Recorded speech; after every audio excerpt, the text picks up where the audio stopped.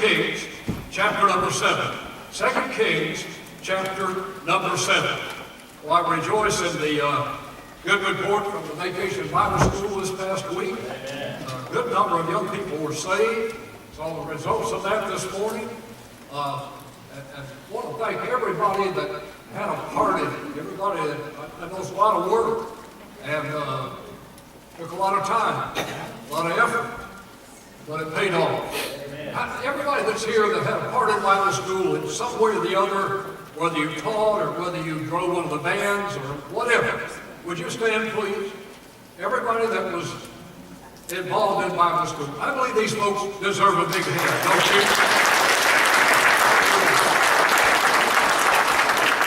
Thank you.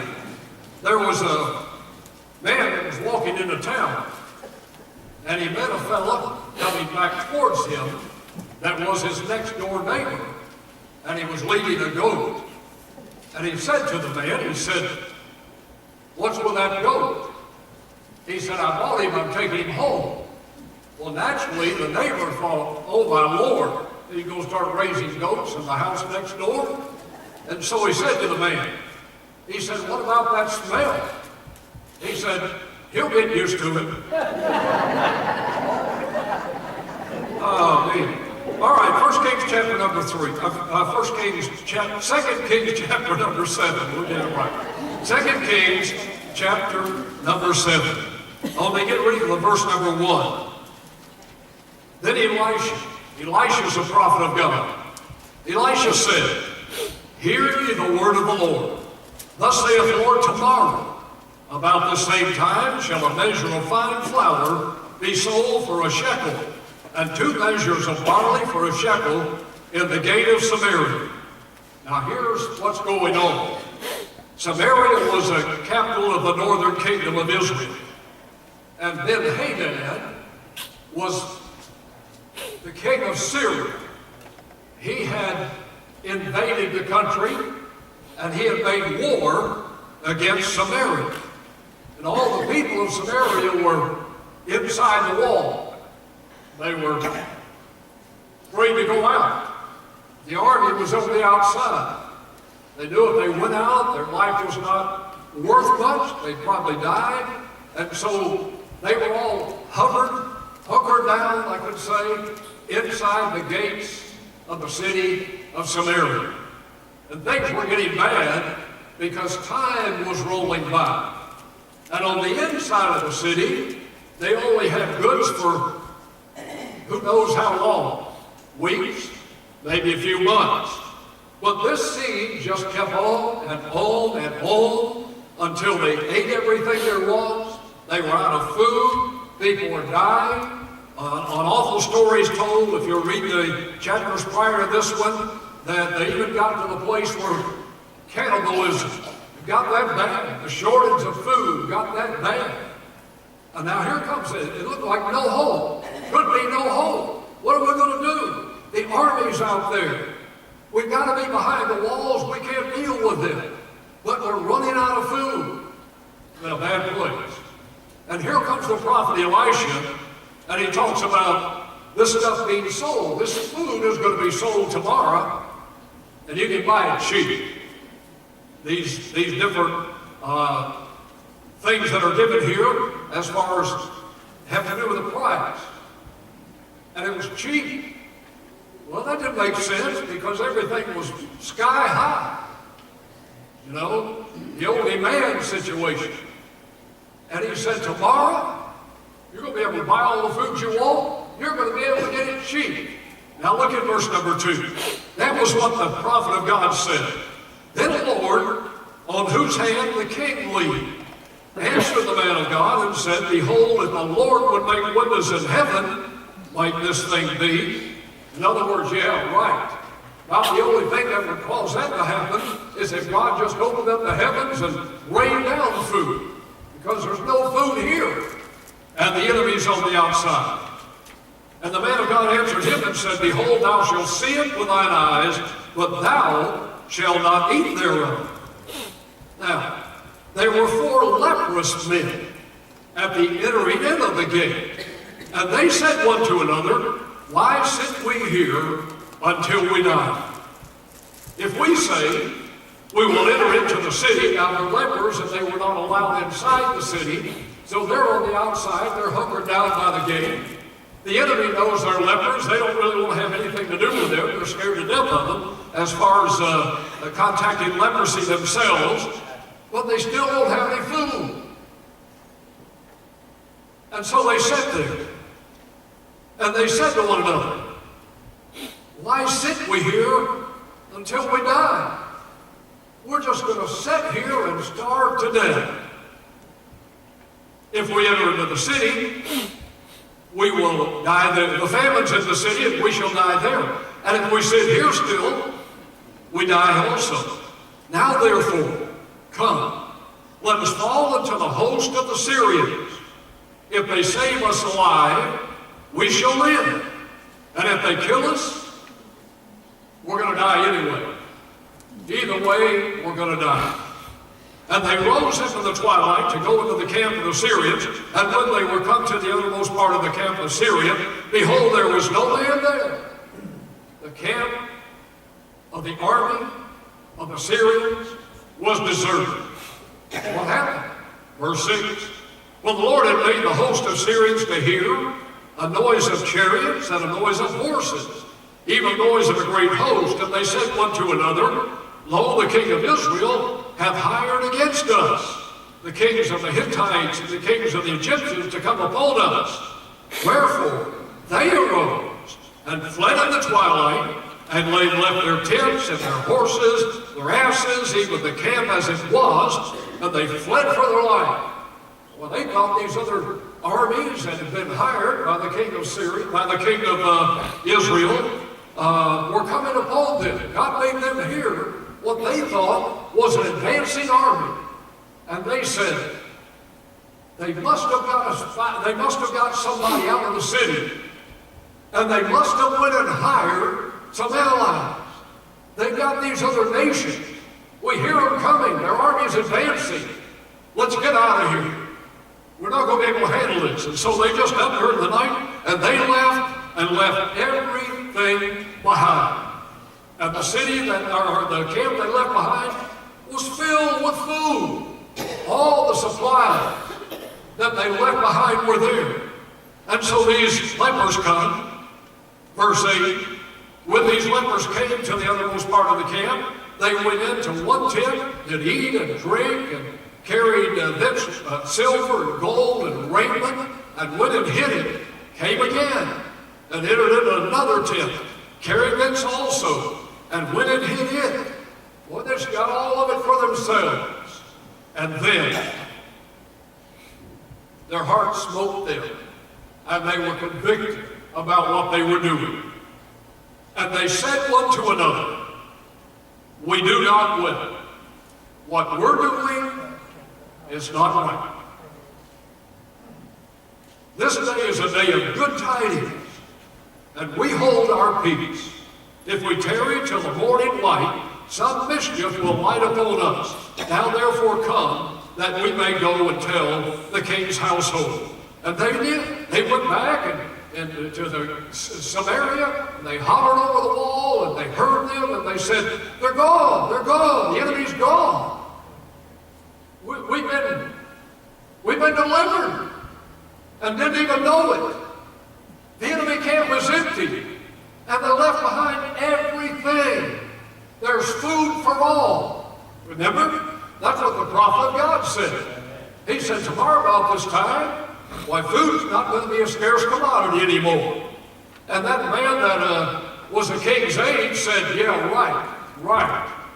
But God did a very unusual thing, and he made that army hear noises that sounded like an advancing army, and they got afraid, and they up and left, and these four lepers come to where they were, and they had it all. And they could have kept it all to themselves. And that was the first temptation. And then they were smitten by their hearts. And they said, "We're not doing right. We've got to go tell others that need this." All right, just a few things this morning. I'll be very brief, I promise you. Number one, notice the condition of these four men. By the way, the Jews said Now, that's not in your Bible. But the Jews said that these 4 lepers were Gehazi. Remember him? Remember Gehazi, the prophet Elijah? Remember that? And his 3 sons. You remember when Naaman was baptized? Remember that? Dipped in the Jordan River. He promised Elijah the prophet all kinds of rewards or awards or, gifts for what he had done, telling him to do that. And his leprosy was now gone. And Elisha wouldn't take it. But he had a servant by the name of Gehazi. And Gehazi ran after that man. And he said, listen, the prophet's changed his mind, and he'll take a little something. And the man just gave him all kinds of things, and he kept it for himself. And the prophet of God was aware of it. And when he came back to the house, he said to him, where you been? And he said, I've been anywhere. He lied to him. He said, I've been anywhere. And he said, oh, yes, you have. God has revealed to me what you've done.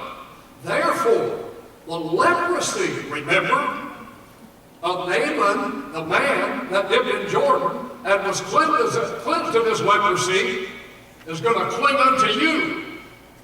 So he became a leper. And Jews say that these 4 lepers at the gate of Samaria were Gehazi and his 3 sons. Now, we don't know for sure if that's true, but that's what they say. But here they are. They're lepers. The condition of these men, they have leprosy. They were excluded from the camp. They were unclean. When they walked down the street, if they saw anybody coming, they had to cover their face and their mouth and cry, unclean, unclean, unclean. They could not come in contact with anyone. Now, the Syrians didn't do that. They didn't separate them from other people. Naaman was a leper, and he was captain of the king's host. Remember that? He was a very great man. They did not know about it being contagious. The Jews did, because God gave them that information when he gave them the commandments that had all the different things that were to govern their lives. The leper was unclean, God said. They're not to contact other people. Other people might contact what they've got. So these 4 men, according to Jewish law, were outside the gate, everybody else inside, but they were lepers. They had a tough life. Well, not easy being a leper. Nobody wanted to work in. Pretty much a beggar. That's pretty much what lepers became, was beggars. They were just pretty much dependent on everybody else. And I'm sure there were some people that had nothing to do with them. I'm sure there are other people that had a kind heart and did all they could to help these men. But these men were on the outside. And at this particular time, being on the outside became a blessing. So their condition, now leprosy speaks in the Bible of our sin, my sin and your sin. Leprosy, number 1, started small. The man would notice a spot on his hand, maybe, and it just didn't want to go away. He was to go to the priest and show himself to the priest. And the priest was to look at that, give it a certain amount of time, and if it did not go away, he was pronounced a leper. Folks, listen. My sin will not go away by itself. And your sin will not go away by itself. Those 2 young people that we baptized this morning, we baptized them because they recognized that and they received Christ as a remedy for their sin. They realized that Jesus died for their sin, and he died for mine, and he died for yours, and he died for yours. And so leprosy started small. There was no human cure for it. There was not a doctor in the land that could cure a man from leprosy in these days. And so it speaks of our sinful condition. Number 2, notice something else. Not only their condition, but notice their consultation. Here they are, sitting outside the gate. They get to thinking, we're just sitting here dying. We are absolutely just sitting here dying. We're starving to death. If we go inside the city, there's nothing in there. The people there are starving to death. If we just continue to sit here, we're going to starve to death. What if we go to the camp of the enemy? It just may be, what have we got to lose? It just may be, there may be some kind-hearted soldier there that's got enough that he might share something with us. What have we got to lose? We'll die anyway. If we stay here, we're going to die. If we go to the city, we're going to die. If we go to the camp of the enemy, we'll probably die. Well, we got to do something. Think about those words. They had to do something. Now, let me tell you something, folks. If you're here this morning and you're not saved, doing nothing is not the answer. Doing nothing is not the answer. You're dying. Day by day, we're all dying. And the worst thing in the world would be to die without Christ as your personal Savior. And so they said, we'll go to the camp of the enemy. That was their consultation. That was the decision that they made. You know, I heard a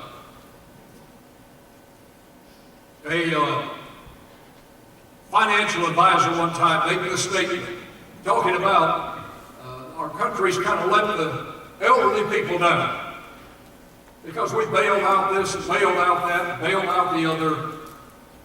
But the folks that are on fixed income, government check, whatever, and maybe have a little bit of savings, what do you do with it? There's nowhere you can get any return without a big gamble. And when you get my age, and some of your ages, you don't want to take that gamble. Because what if you lost it? Then all of a sudden, you know, if I pass on, what's my wife going to do?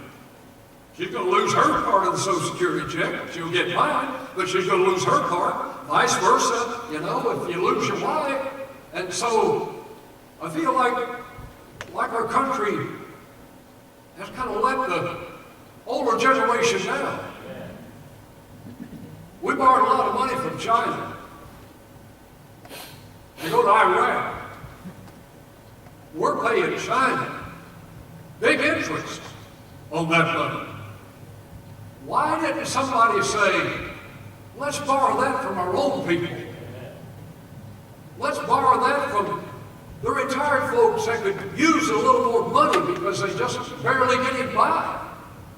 Instead, we got it from China. I don't know how I got off on that, but anyway, get back on the message.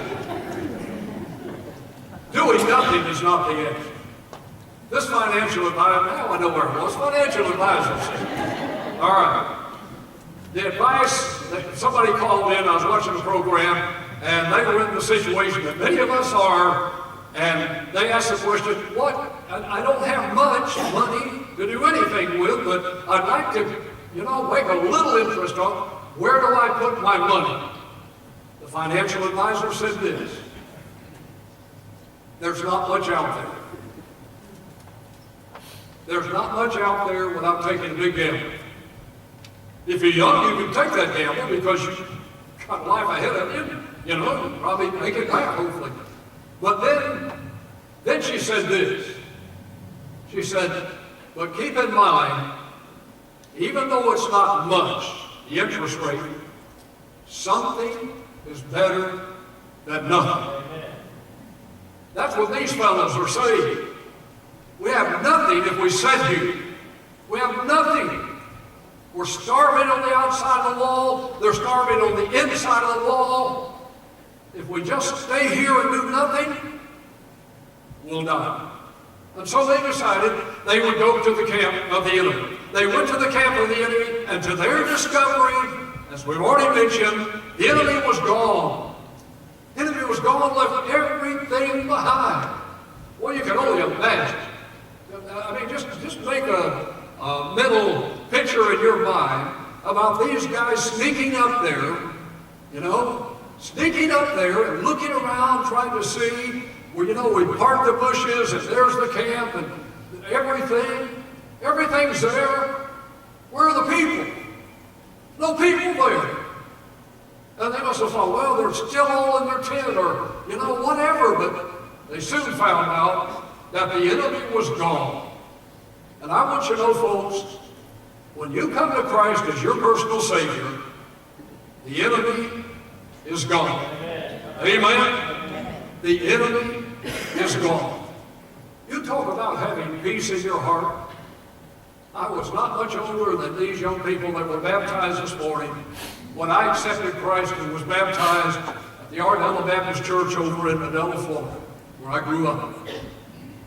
But I can tell you right now, since that day until today, I've always had the peace of God in my heart. Amen. I was a normal young person, got my share of trouble, had the, boys will be boys, and all that kind of thing. But I'll tell you what, I have never lived a day since that day that I didn't have the peace of God in my heart. Amen. I may have had trouble going on the outside, problems, bills to pay, health issues, all of that. We all go through that, but I always have the peace of God in my heart. Amen? Isn't that a wonderful thing? That the enemy is gone. The enemy is gone in your life. Then last of all, I close with this thought. Their conviction. They enjoy the fruits of what they found, and then they didn't enjoy it anymore because they said, we're not doing right. We've got all of this. There's a whole city back there of friends and loved ones we need to share with them. Now this gets down to you and I, after we're saved, sharing the gospel with other people.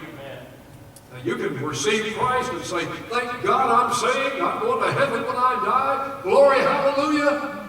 But what about somebody else? Somebody told you about Jesus. Probably a lot of somebodies were involved in it. But somebody told you about Jesus. That's why vacation Bible schools are so important, so you can tell boys and girls about Jesus. That's why revivals are important, so you can tell people about Jesus. That's why knocking on doors is important, so you can tell people about Jesus. You see, I'm saved. But what kind of Christian am I if I don't want to see somebody else saved as well? Isn't that right? So their conviction was, we've got to go back and we've got to share the good news that we found. Would you bow your heads?